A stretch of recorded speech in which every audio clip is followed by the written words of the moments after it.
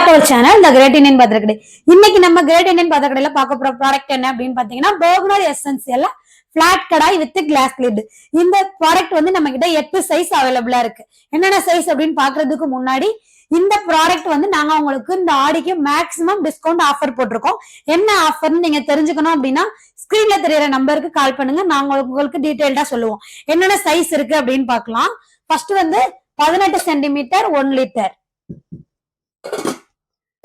20 centimetre 1.9 litre, 22 centimetre 2 litres, 24 centimetre 2.9 litres,